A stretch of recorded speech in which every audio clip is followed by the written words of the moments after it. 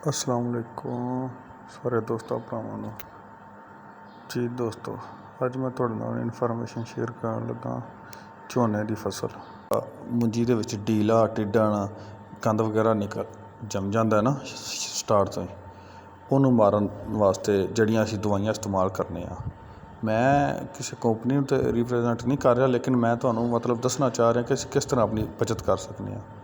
महंगियां कंपनियां FMC हो गई, नया सवेरा सिजेंटा, उन्होंने 800-900 की 700 की 600 की लैके असीं दवाई पाने वो भी ही काम करती है। जिहड़ी दूसरी एक 100 रुपए वाली सीटोक्लोर, किसी भी कंपनी की सीटोक्लोर छोटी शीशी मिलती है 80 ml 100 ml, वो तुसीं पा देंगे तो यह भी वही काम करती है। सिर्फ तरीकाकार इन्ना है कि मतलब 100 रुपए वाली सीटोक्लोर तुसीं आंदी है तो 3-4 दिन तो बाद पनीरी शिफ्ट करन तो तुसीं अपनी पैली नूं अच्छी तरह 3 ਤੋਂ 4 इंच पानी उहदे ते खड़ा होवे फुल भर के ते उहदे विच तुसीं ये छिड़काव कर देना। वो ये होएगा कि 2-3 दिन पानी तुहाडा उहदे विच ना खड़ा रहेगा, किधरों भी नंगी नहीं होएगी। उस तो बाद रैगूलर तुहाडा किसी किस्म का कोई ढीला कोई टिड्डण गंद नहीं उगेगा। हुण मैं तुहानूं दूसरी गल पॉइंट दसां कि जिहड़ी जिमीदारां की कमज़ोरी कंपनियां रेज़ करके सानूं आके करते ने मुतमिन कि अगर तुसीं साडी 600 वाली पाओगे तुहाडी रुकेगी नहीं मुंजी, अगर तुसीं 100 वाली पाओगे 500 बचाओगे तो तुहाडी मुंजी रुक जाएगी। मैं वो भी तुहाडे नाल शेयर कर देवां कि अगर ये असीं पाने 2-3 दिन मुंजी रुक भी जाती है तो दूसरी पाया नहीं रुकती, क्या इसका कोई फ़ायदा ही या नुकसान भी है कि नहीं? सिर्फ साडा ही पॉइंट उन्हें लैके साडे अगे रेज़ कर दिता है। असी 500-600 वाली पा के 1000 वाली पा के भी सारे तजर्बे कर लैने और 100 वाली भी पा के बहुत अरसे तजर्बा कर रहे हैं।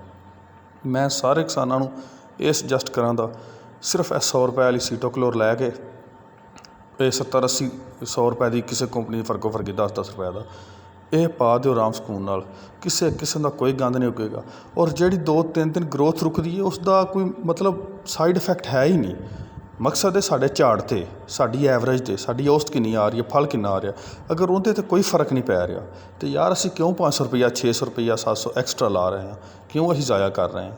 कंपनियां साडी इस मतलब कमज़ोरी तो फ़ायदा उठा रही हैं कि तुहाडी 3-4 दिन फसल रुक जाएगी। यार रुकदी है तो हजे अज तो फसल ला रहे हैं, की फ़र्क पैंदा रुक भी गई है तो मेन तो उसका रिजल्ट है कि सानू हासिल की हो रहा है। अगर साडा झाड़ सही आ रहा है तो सानू किहड़ी ज़रूरत है इस्तेमाल करिए 700 रुपए की। तो मैं किसी भी कंपनी को रिप्रजेंट नहीं कर रहा, मैं सिर्फ किसानों को एक दसना चाह रहा कि अगर साड़ी बचत हो रही है तो असीं करिए।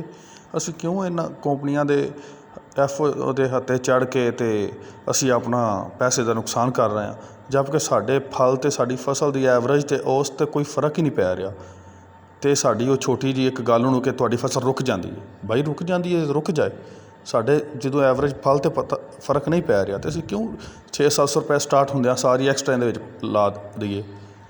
इस तो मैं सारे भाइयों नाल अपना तजर्बा ज़ाती शेयर करा कि तुसीं अगर 60-70-100 रुपए वाली भी इस्तेमाल सीटोक्लोर करते हो तो इनका वो ही अच्छा बहुत अच्छा रिजल्ट आएगा, तुहाडा किसी किस्म का गंद नज़र नहीं आएगा।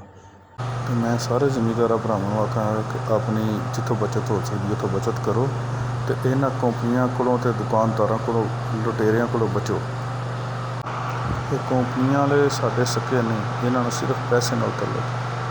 मैं सारे जिमीदारों को आखांगा जिथों साडी बचत हो सकती है उत्थों अपनी बचत करो। बहुत शुक्रिया जी, मेहरबानी, अल्लाह हाफिज़।